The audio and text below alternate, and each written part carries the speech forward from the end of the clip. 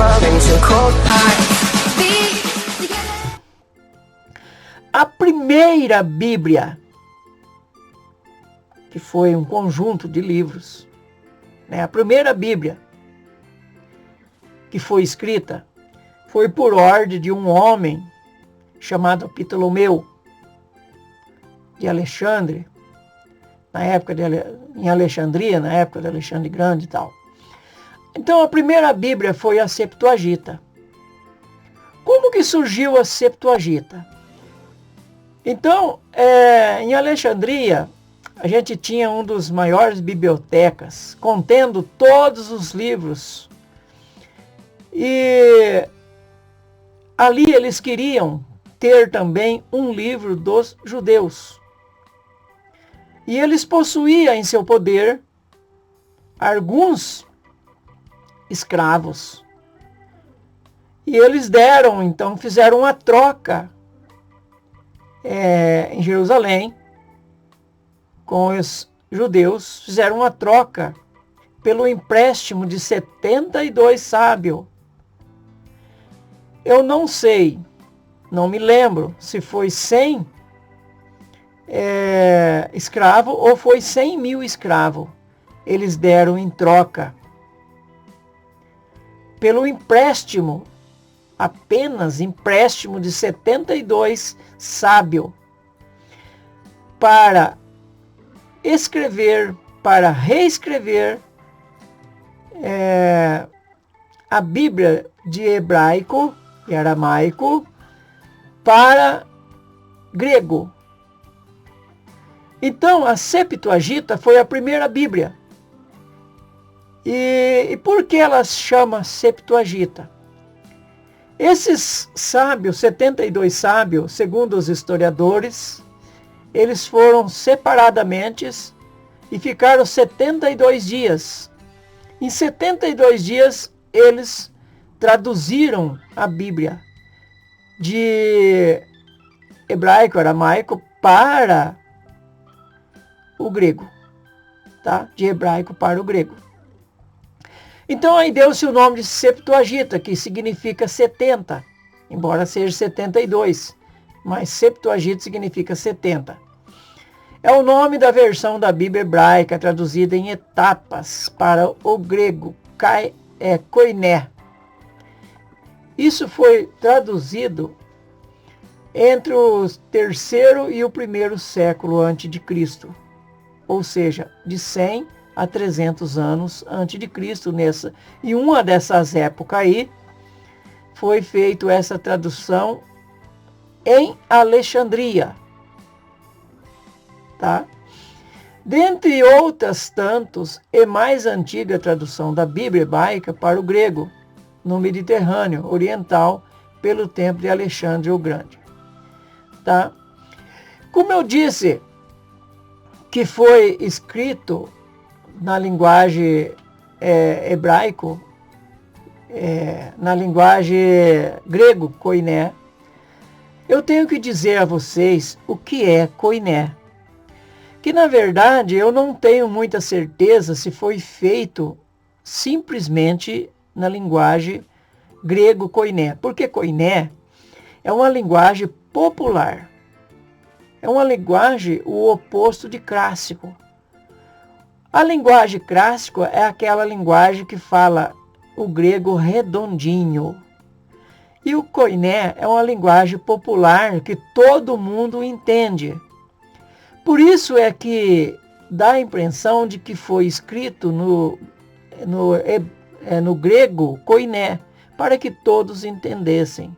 Eu acredito que foi escrito nos meios termos. Isso eu. Então, koiné era um linguajar popular vindo dos gregos. E o clássico era também dos gregos, mas se tratava de um linguajar mais conservador, porém também dos gregos. Eu coloquei aqui, creio que a Septuaginta tenha sido escrita em clássica e ao mesmo tempo em koiné. Vale lembrar que os rabinos entendiam bem de hebraico e do koiné. Quanto ao clássico, já acreditamos que os rabinos, por mais sábios e entendidos, talvez eles não dominassem a linguagem clássica, redondinha do grego, tá? A tradução ficou conhecida como a versão dos 70, ou Septuaginta, palavra latina que significa 70, ou ainda LXX. Embora fosse 72 rabinos, 6 rabinos de cada tribo. Esses rabinos trabalharam nela e, segundo a tradição, teria completado a tradução em 72 dias. A Septuaginta, desde o primeiro século, é a versão clássica da Bíblia hebraica para os cristãos da língua grega. E foi usada como base para diversas traduções bíblicas. A maioria das traduções bíblicas, a maioria não, se não todas, foi tirada da Bíblia Septuaginta, exceto as que saíram depois da Bíblia Vulgata, tá? Já que falei da Bíblia Vulgata, a Bíblia Vulgata foi a segunda Bíblia feita. A Bíblia Vulgata latina foi feita por Jerônimo.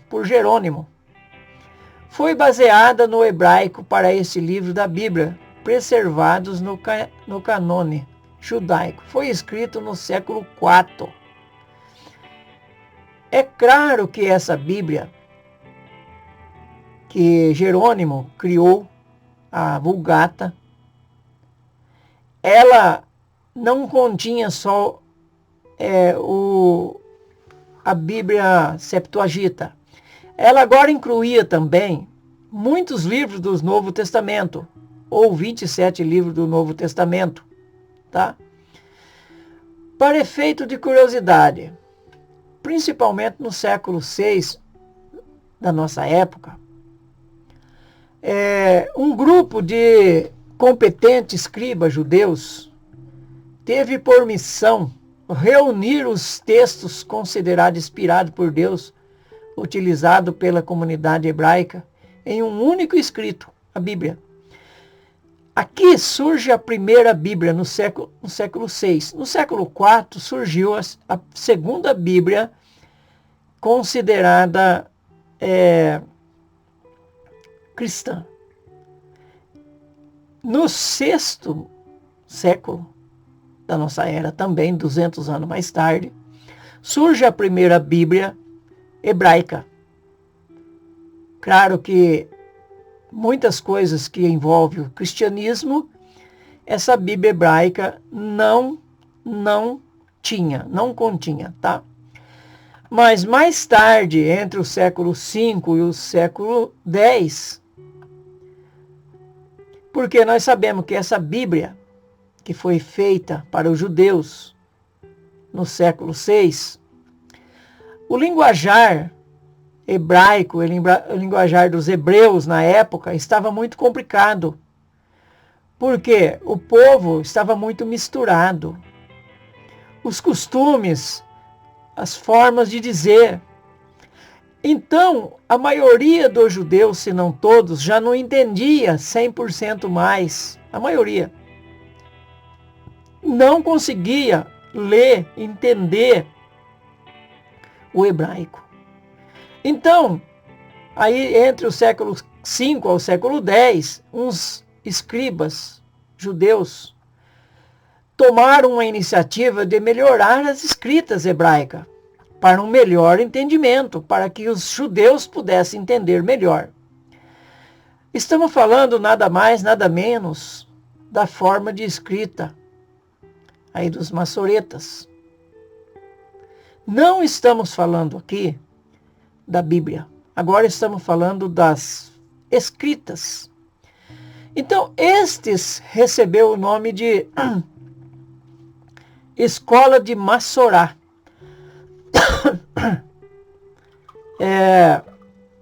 Beber uma aguinha.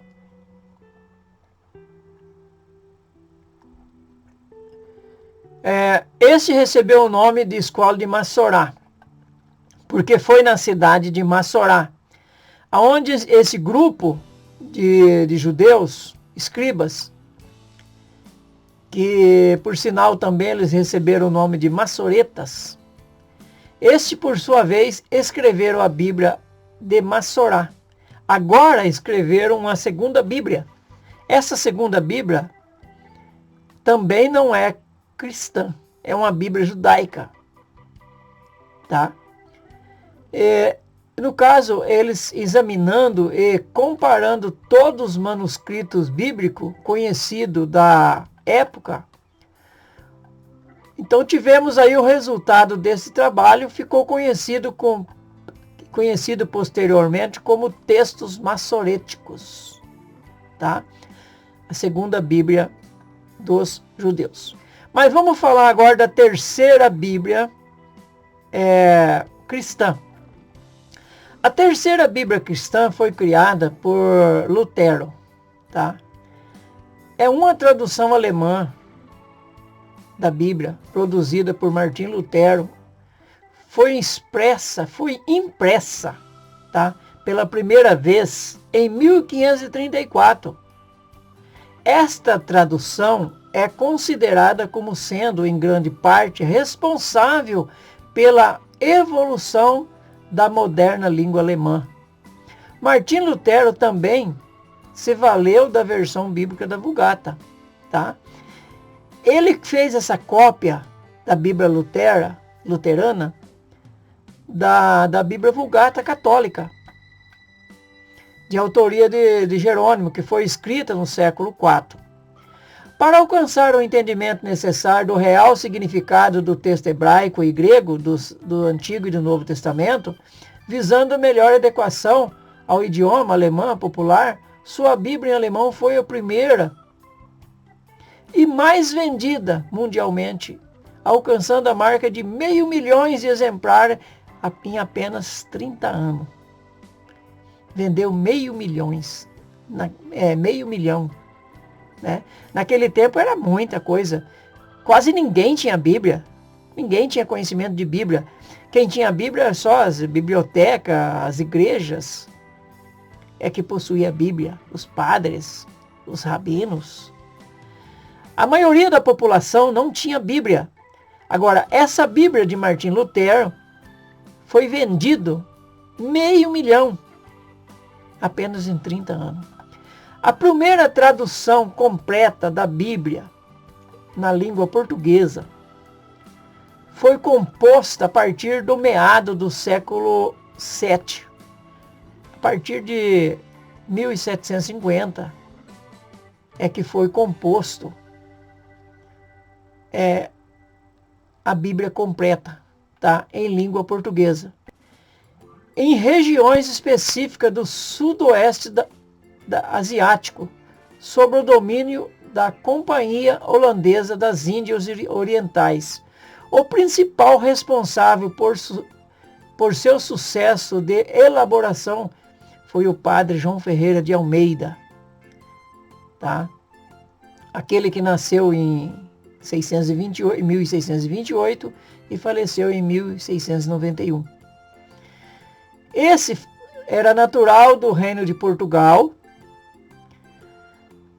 Então, João Ferreira de Almeida, ele era natural do Reino de Portugal, mas é residente entre os holandeses. Desde a sua juventude, ele morava na Holanda. A primeira edição de sua tradução do Novo Testamento foi impressa em Amsterdã, no ano de 1681, 10 anos antes de sua morte. Ao passo que os livros antigos do Antigo Testamento foram publicados somente a partir do século XVIII, a partir de 1800, ou seja, mais ou menos 100 anos, ou mais de 100 anos após a sua morte, que foi publicado o Velho Testamento. Tá? Um processo bem demorado. Aquele tempo tudo era muito difícil, hoje é tudo muito mais fácil. Entre uma e outra tradução original conhecida, tivemos muitos aventureiros e aventureiras também, que tentaram ou traduziram parte da Bíblia em diversas línguas. Então vemos aí que João Ferreira de Almeida, ele não foi pioneiro, ele foi o primeiro a concluir e registrar, mas muitos outros tentaram fazer isso, tá? Não dá para falar em traduções, são dezenas de tradutores e tradutores, e traduções, é claro. Mais uma coisa podemos levar em consideração, o Criador velou pela legitimidade da mesma, da Bíblia. O Todo-Poderoso não deixou o principal conteúdo deixar de existir. A Bíblia, ela tem o seu valor. É isso aí. Não perca a terceira parte que nós vamos falar o que a Bíblia contém. O que contém na Bíblia, tá bom? Até a terceira parte. Se você puder, deixa aí seu joinha. Se inscreva também no meu canal, não vai te custar nada, tá bom? E se tiver alguma coisa para comentar também, comenta aí, por favor, tá? É isso aí, tá bom? Valeu, gente. Obrigado.